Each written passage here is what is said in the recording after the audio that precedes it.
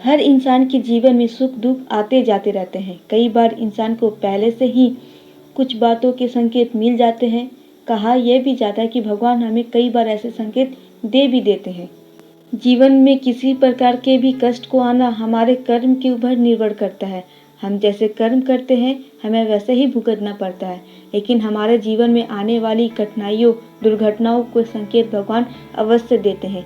तो आइए जानते हैं उन संकेतों के बारे में जो भगवान हमें देते हैं। सबसे पहली बात तो कहा जाता है कि अगर आपके घर के पास में बिल्ली के रोने की आवाज़ आती है तो यह अशुभ संकेत होता है।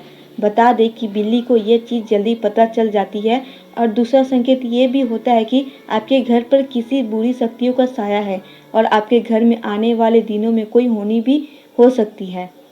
दूसरी बात, घर पर सुबह के समय सुहागिन के द्वारा सिंदूर लगाते समय सुहागिन की सिंदूर की डिबिया गिरने उसके पति के कारोबार के लिए बुरे समय से गुजरने का संकेत देती है।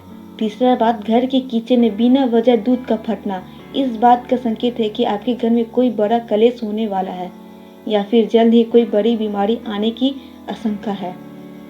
चौथी बात, अगर आप खाना खाते हैं और उसमें बार बार बाल आती है तो ये भी अशुभ संकेत है। एक दो बार हो जाए तो कोई बात नहीं, अगर बार बार आपके खाने में बाल आए तो इससे सावधान हो जाए। और पांचवी बात, अगर आप हमेशा देखते हैं आपके घर के छतों के ऊपर कौवे किसी मांस की हड्डियों को बार बार फेंक देता है तो ये भी अशुभ संकेत का ही इशारा है। छठी बात, आपके घर की तुलसियों को बेवजह सूख जाना। अगर आपके घर में पशु है तो दुधारू पशु का दूध ना देना, यह भी अशुभ संकेत का ही इशारा है।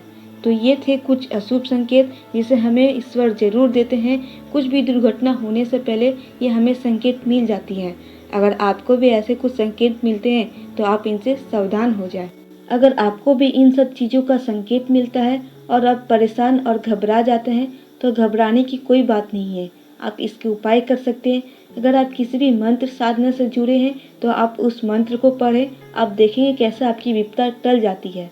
ये प्रभु के द्वारा दिए गए आशीर्वाद ही आपको बचाएंगे।